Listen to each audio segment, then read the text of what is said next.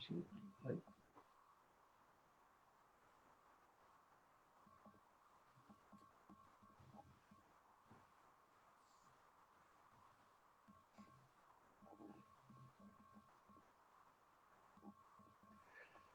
evening. My name is Tahir Qureshi. I welcome you to Realty Coffee Talk, the power of connectivity. Tonight we have guest friends from United States. I'm going to introduce you all. They are certified international property specialists. My colleagues, I'm also certified international property specialist. And I'm going to welcome Della and Denise. So thank you very much for joining us. Welcome you. You are live now. Della, can you tell us a little bit about yourself? Introduce yourself. I have two more friends joining us, so let me welcome them as well. Shaista Mughal, admit. And Shaista is joining us. Well, you go ahead. Okay. Hello, my name is Della Booth, and I am the broker owner of Time Realty Services in Punta Gorda, Florida. Punta Gorda is located between Sarasota and Fort Myers. We're in Southwest Florida on the Gulf of Mexico. I have lived in this area for 24 years. I've been a licensed Florida realtor for 22 years, working in global real estate for the last 15 years. So I've made many trips to Canada. We have a lot of Canadians that come to our area, both for short-term rentals and a purchase of second homes. So they're some of our favorite Northern friends that come to see us in the wintertime. Fantastic. Now, Denise, can you tell us about yourself, your brokerage, and where you are practicing, and what type of dealing that you're dealing with? What kind of client are you looking for? Absolutely. So my name is Denise Macias, and I am the Global Ambassador at Berkshire Hathaway Home Services Silverhawk Realty. I am located in Boise, Idaho, and that is northwest of the United States. So we are neighboring countries, and I figured we could bring so much value to this conversation, considering we have a lot of people moving into our state. We were nominated as one of the top states for ease of doing business. And, you know, we have beautiful outdoors and nature. I've grown up here in Idaho. I actually was born in Idaho. I've been in international business for the last 10 years of my life, and I've been licensed altogether 8 years in real estate. However, I've been a CIPS since this past December. And so here you have me. Wonderful. I think the Shaista Mughal is trying to join us. She's a little bit having a problem with our system. So I'm hopeful that she will join us. Let me explain you a little bit about what's going on in Toronto. In Canada, each province has its own regulatory authority that regulate real estate in Ontario. So if I am licensed in Ontario, I cannot practice any other part of the country. So my license is good for the province Ontario. Then we have a licenses, these designation program, and I'm a fellow OCSU of Canada. And same thing is like CIPS. CIPS doesn't allow me to go and practice in the US unless I'm registered with there. I don't know what the protocol is, but it's better for me to refer business to my associate who are CIPS and also licensed in their jurisdiction. I believe state has each state has its own regulation body. I'm trying to get, let me, okay, she says I'm up. Can you hear me?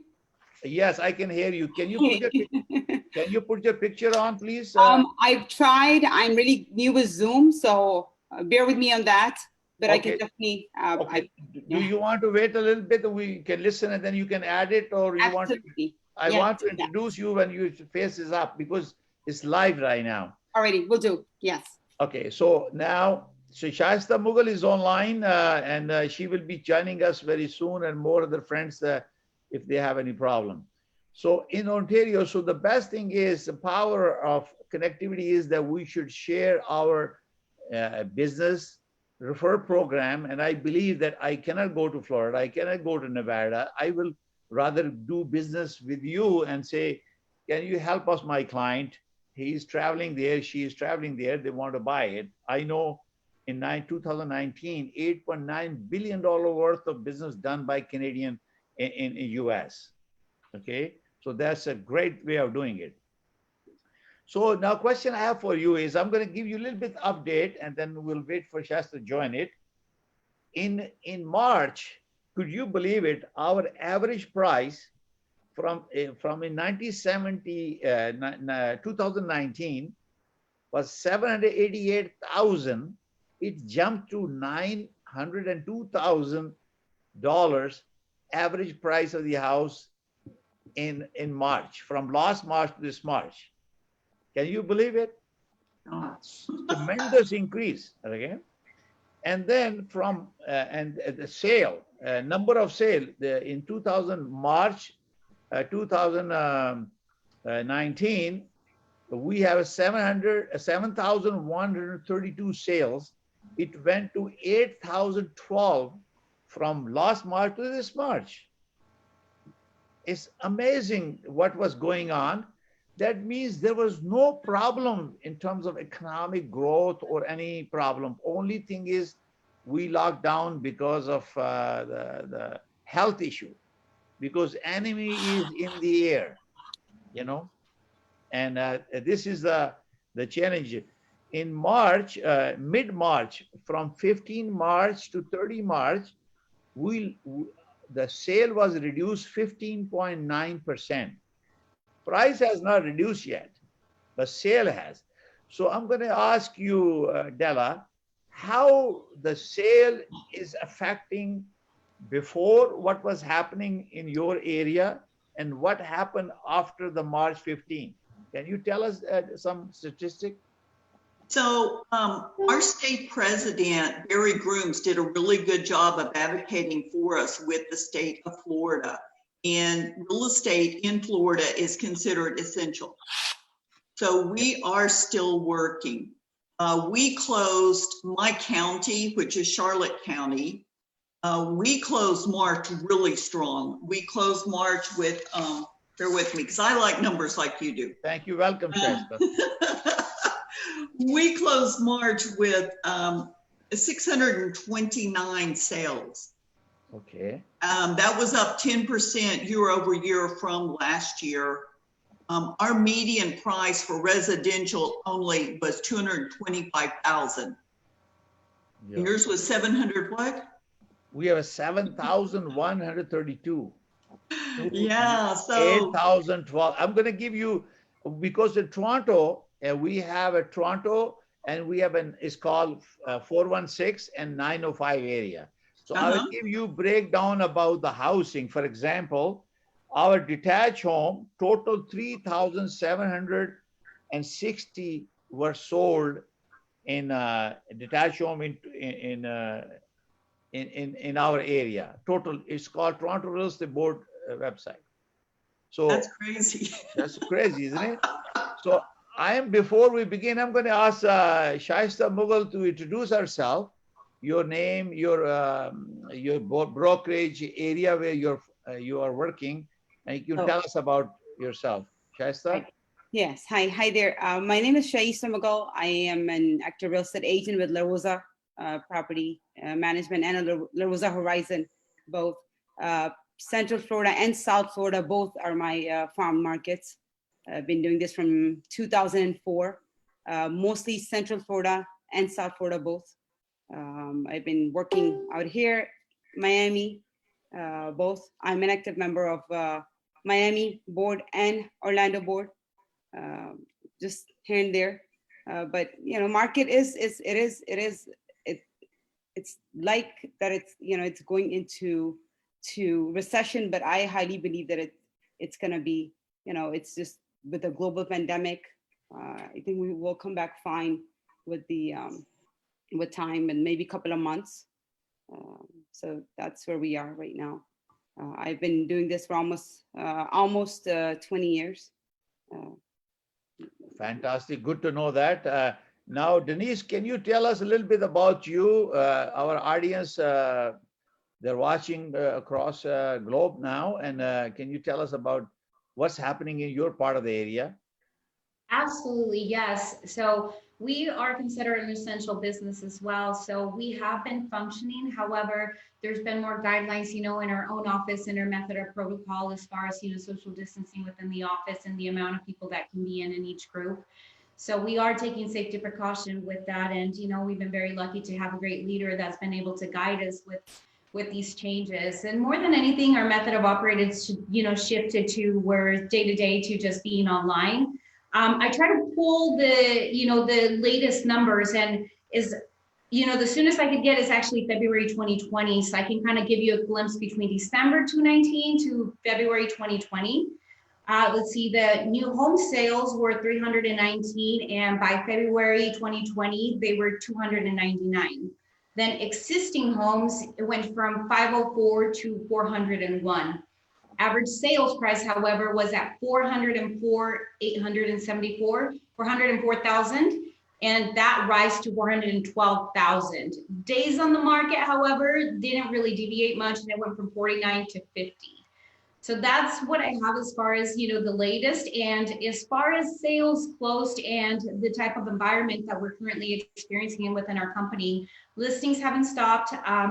Buyers, the first couple of weeks of the pandemic, naturally everybody was kind of uncertain.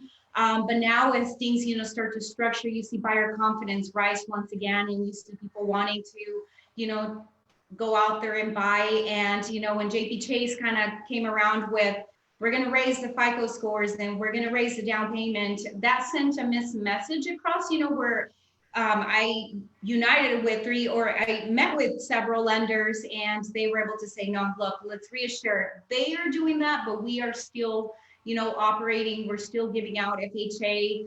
And so they're still, giving out the 3.5 down payment. And it looks like some of them, they might have raised their FICO score, but some of them are still working with 620, 640. Fantastic. And now I just shared with you the idea that in our active listing has declined 31.5%. Can you believe it? And whereas sale was up in March from, I said, 7,132 to 8,012. And average price was 14.5% going up in terms of that. And they're staying very short time in the market. Now, since the lockdown order from Premier of Ontario, in fact, March 1st, I stopped all the open houses in the beginning, before people thought why the hell I was doing it. But 2 weeks later, everybody has to shut down their open houses because Ontario government and Real Estate Council of Ontario, that's a regulatory body that give us a license. They give out, don't do open houses. I already stopped my open houses. Plus, we develop a new mechanism, virtual showing the houses. We always create virtual tours, 3D of the house, and other mechanism to have social distancing.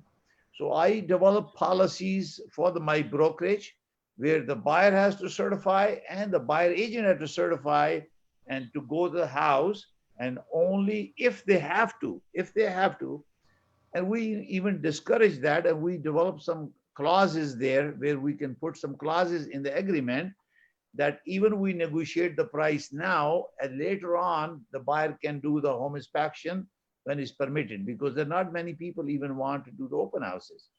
So question I have is, depending on the type of property they're using, is a vacant or is a farmland or a remote area where social distance is a norm, how your brokerage is dealing with such a thing, Della? Because we are not supposed to be doing anything until May 12 is the lockdown date now. Okay, so we're not locked down, right? And real estate's essential. The governor has placed a safer at home statement. And so if you're not essential, you are supposed to stay home. The open houses have been off the table since day one, like you were doing virtual. I feel very fortunate that most of my listings sold and closed in March and April, the first part of April already. So unless the property is vacant, I'm not taking any new listings. Yeah. And it's really not my desire to go out with the client. The state of Florida did give us a liability release form for both the sellers to sign saying there may be germs coming into your property, for the buyers to sign saying you may encounter, the virus. We don't know, you're accepting the responsibility of this. I was very thankful to get that form. But it's not really our intention to take buyers out and show them properties. If I have a client that I'm working with and there's an empty property that's vacant, I can go and open the door and let them in. That's not a problem. But we're not actively seeking new business at this point until everything is rectified. Yeah, we did that. My brokerage, we design listing commitment now, because when people are not able to show the property is all virtual, that the sellers are, we're demanding sellers to do more things about the property. So make sure the disclosures are made, because you don't know when roof has changed. You don't know when the furnace was changed. You don't know if windows are leaking. I'm just giving a few examples, or when the kitchen was upgraded, or when plumbing or bathroom were updated. So they have to disclose now more information if they have to sell a house, even in a virtual situation. So I'm going to ask Shaista, and then I'm going to ask Denise to both of this. Denise, Shaista, what are you doing in those situations? So virtual tours, not doing any showings. I'm not taking the buyers in. I don't have any, again, just what Della said, and I'm going to agree with her. No, I'm not. I mean, I can open up the doors, but, of course, you got to think about your safety first and your client's safety first. You want to take the precautions. So I'm not, there's distance always. I will open up the doors. I will do the virtual showings. I've done a lot of them. I would just take the camera and I said, let me FaceTime you.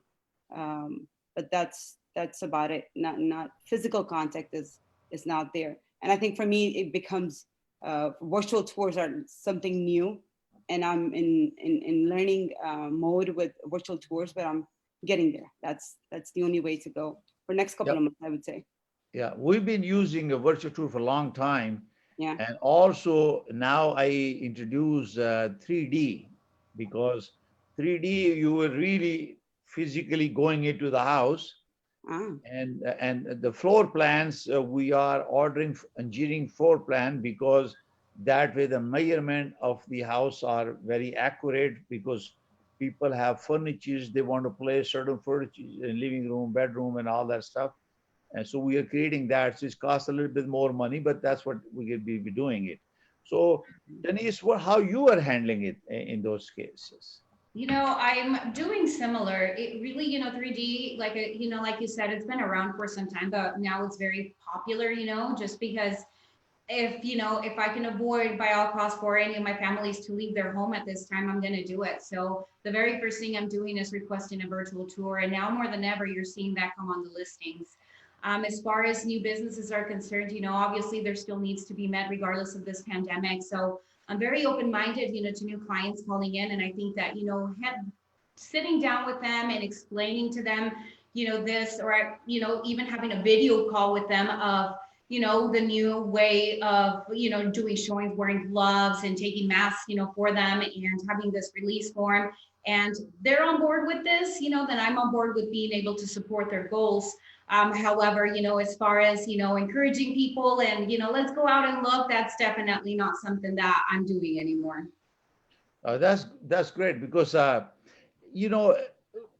since the pandemic came, it totally changed the way we live. Definitely. It has totally impacted our social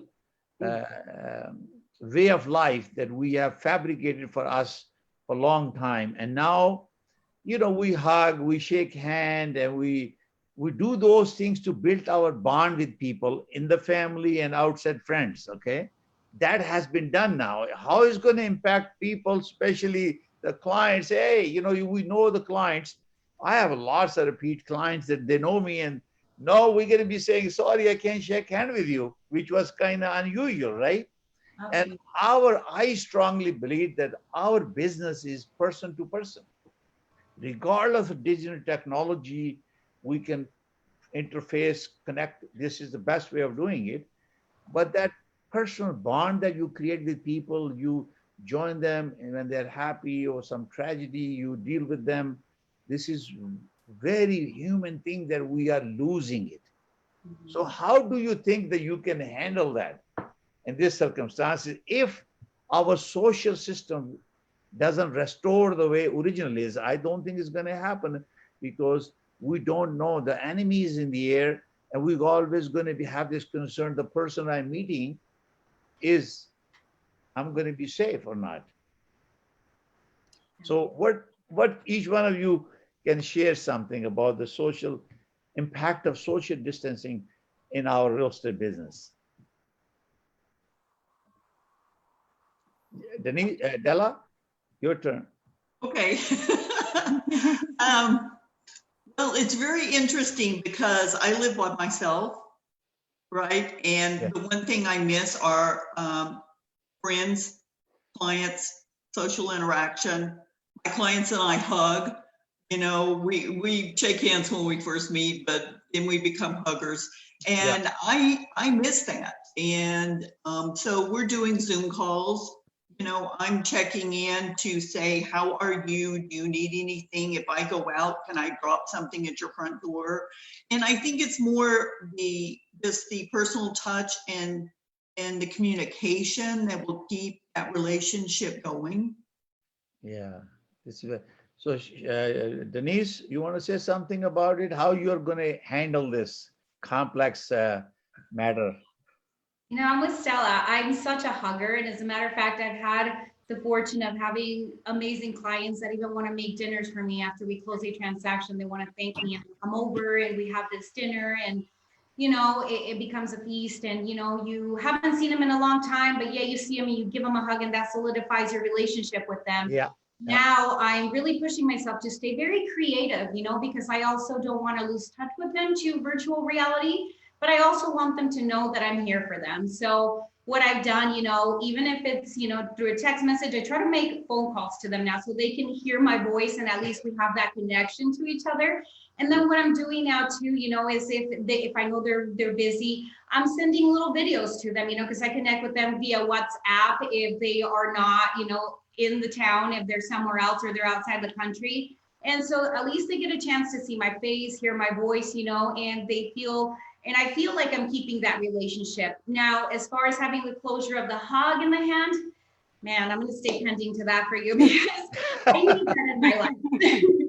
So, Shaista, you want to say something? How you going to I handle would, it? I would love to say, yeah. I'm not a hugger.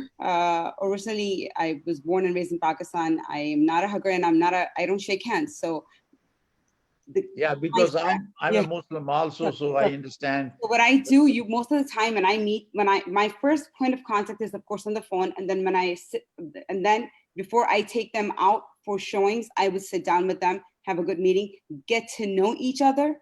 I'm missing that a lot. I like sitting down with them. I like to know how are their finances, who's going to take care of their mortgage, who's going to be putting money down, or who's going to be doing what. So I'm missing that, but hugging part I don't miss it, and neither I miss the shake hands either. My business is repeat.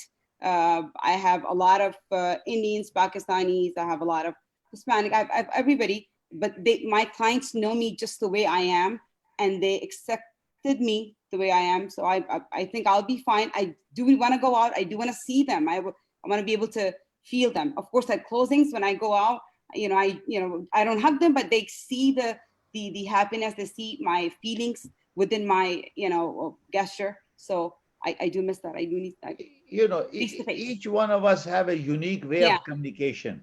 yeah. When I was doing my fellowship, there was a course. It's called Consumer Behavior and Negotiating. So your act, the way you address, the way you talk, the way you walk, everything is a communication. You are delivering a message to people, Thank you. either your professional associate or the consumer.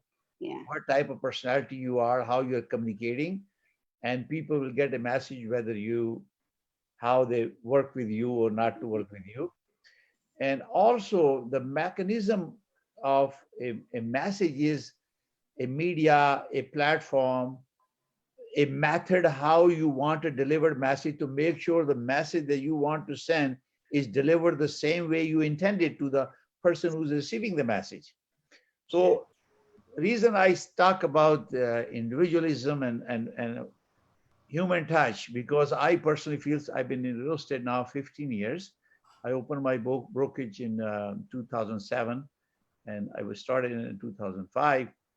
And my focus was because I'm a pretty public guy. I talk to people and do a lot of community work. And in our business, I do a lot of charity work without asking any business. And I have people know me. So it's very, very important, and especially for real estate professional, that we contribute and work with the local communities that we have to involve with them in good or bad time. Not the coronavirus, as you know, but there are food banks.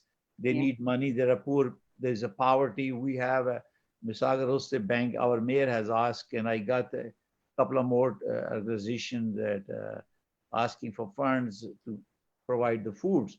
So how actively you are involved in your local community and giving back to them, because people remember it when you help them. Because I believe that we are, as a real estate professional, community builders, because we buy their dream homes. We fulfill their dreams to have a family. And we are part and parcel of the family. And this is why our relationship with our clientele and repeat business is because of that relationship. So definitely it has affected. It's not going to affect you with past clients, but definitely building that relationship with the new one is going to be a little challenging. We all going to learn the process to how to do that.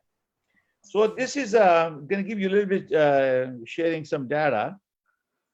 We have, in March, from March to this March, we sold 751 semi-detached, and we sold 1,388 townhomes, and we sold 2,014 condo apartment. This is Toronto Real Estate Board is the data I provide that. So is there any significant changes in your area, or it just because price has not dropped here? It's just a sale or people have pulled out. I canceled quite a few listings because I thought it was not a safe idea to put the property unless absolutely essential to sell your house. So how do you see that? You can speak, any one of you can speak and take a turn. Right? It's a conversation we have. So Della, you want to say something? Sure.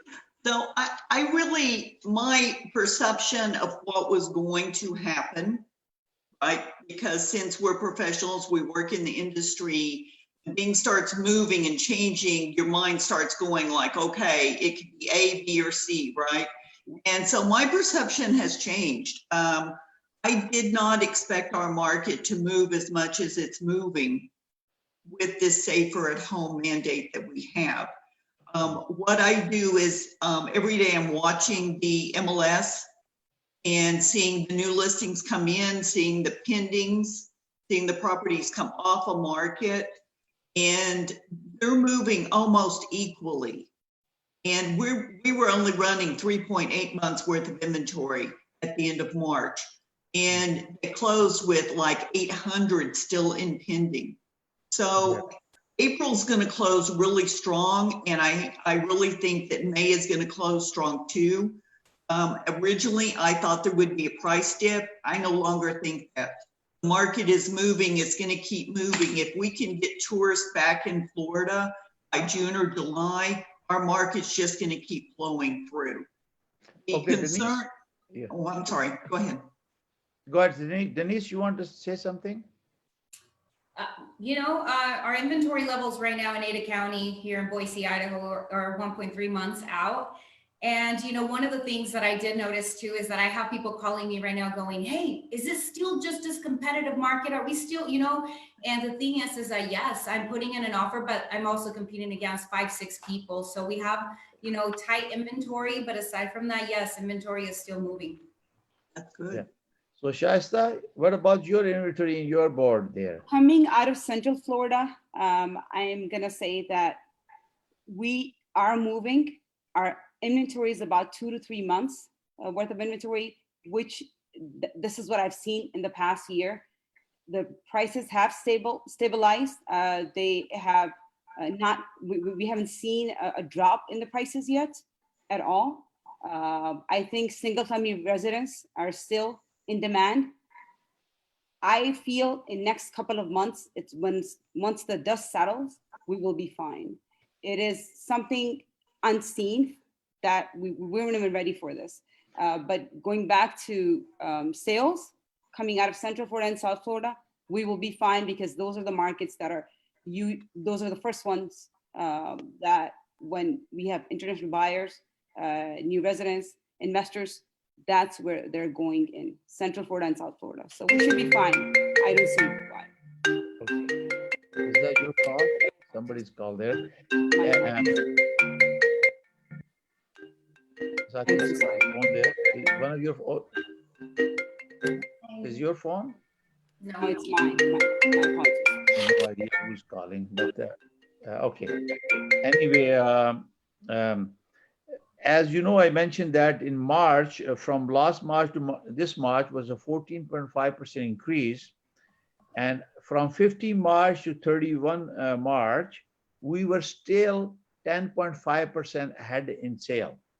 So that even though, which is abnormal actually in normal case, we were again, even though it dropped from 14.5 to 10.5. So basically dropped few percent.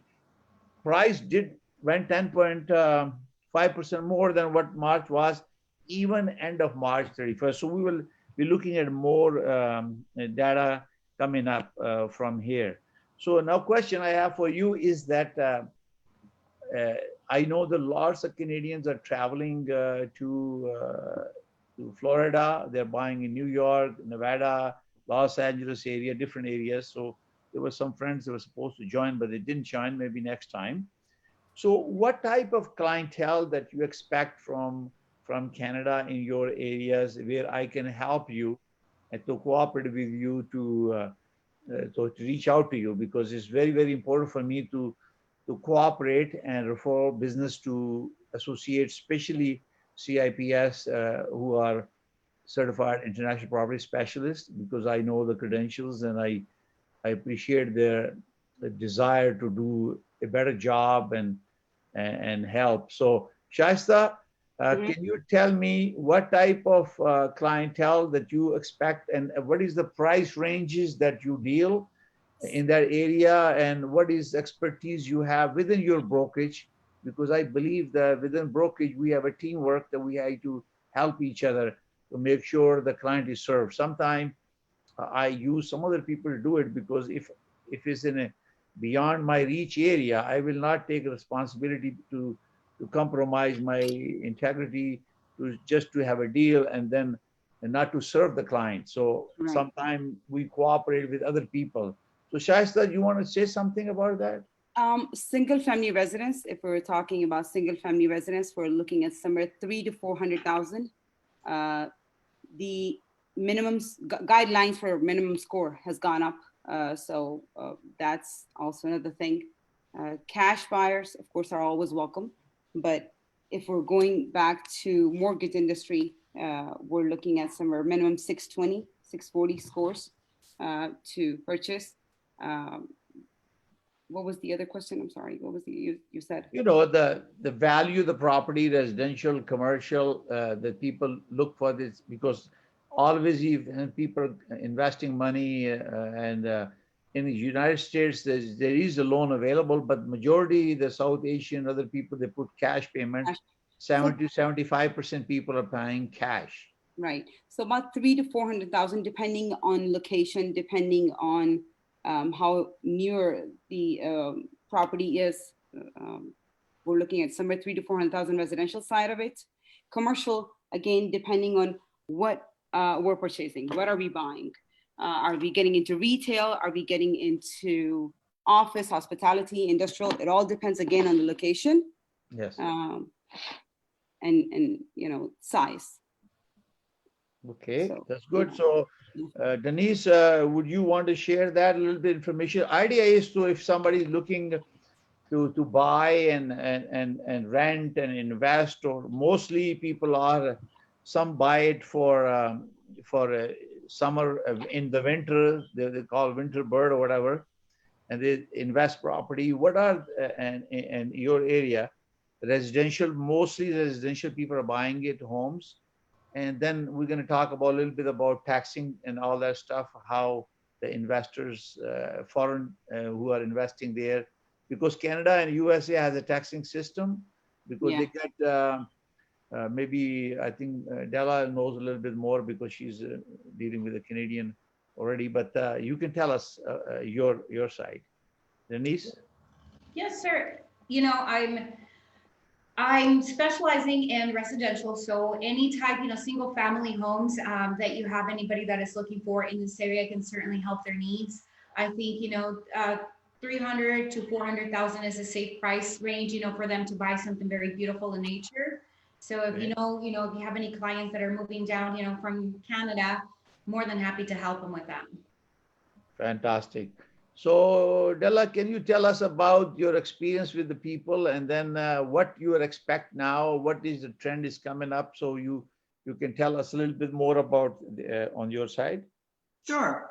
So depending on if you're looking for a condo or a single family home, golf course front, waterfront, I mean, there's a lot of options, brand new construction. There's some new production, housing developments. You can have a brand new house without a pool in a new community for $275 to $350.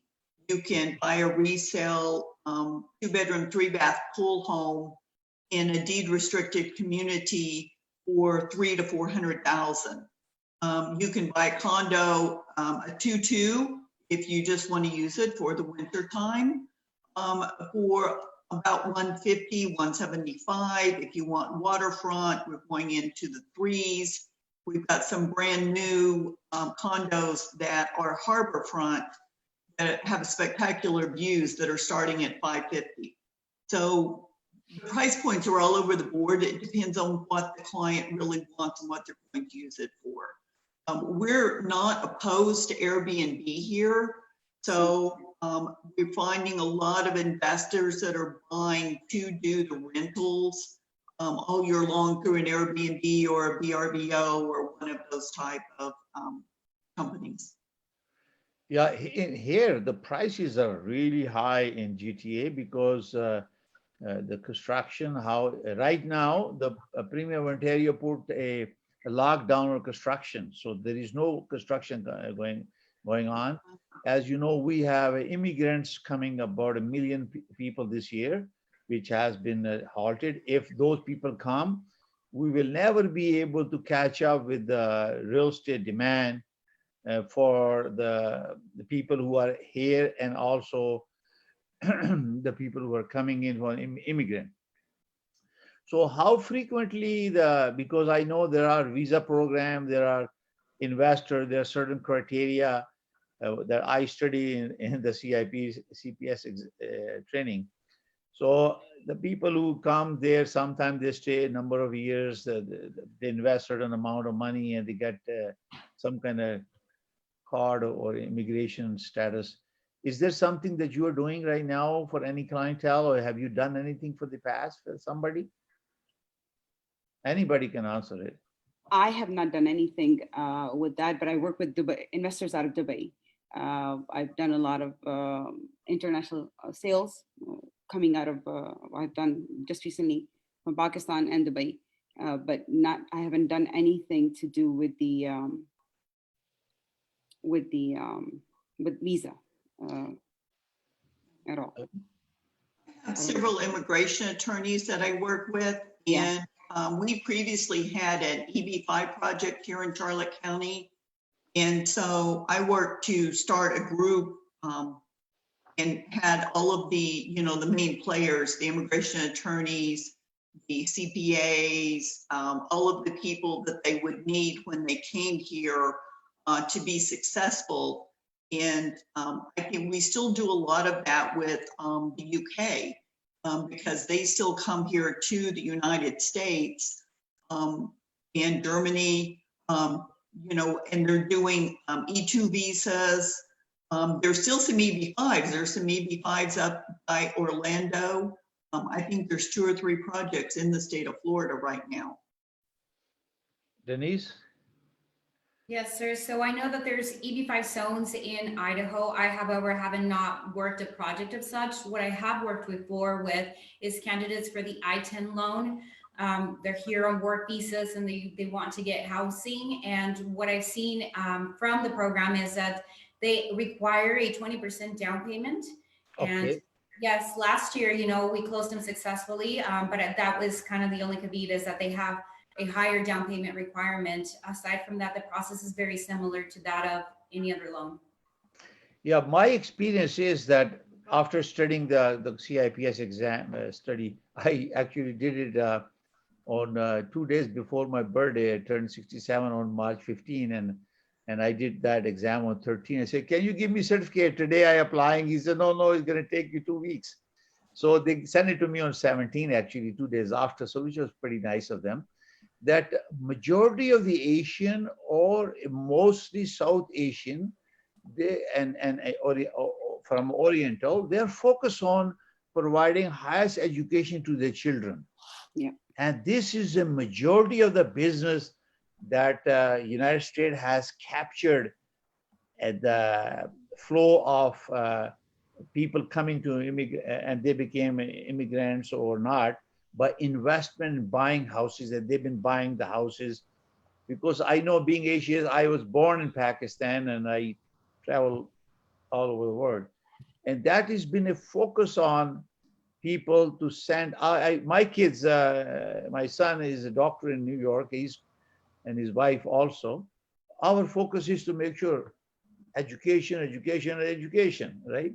So I know that they're doing business. So I will be seeking my clientele and my network, that anyone looking for areas in your jurisdiction to come and talk to me. I can help them. Idea is to educate people. Because my clients, they're connected with me, or my followers on my network, they know me. And when I said, I'm going to go to Denise, I'm going to go to Della, I'm going to go to Shaista, because of our affiliation, being a certified intellectual property specialist, as a professional ethic, following the code of ethics and integrity that we have in order to maintain our professional designations. Plus, you have plenty of experience. Spreading and sharing knowledge is my forte. I love this, to share knowledge with each other, help each other do business, and we have a small share of the piece of the pie for everybody. Correct? Absolutely.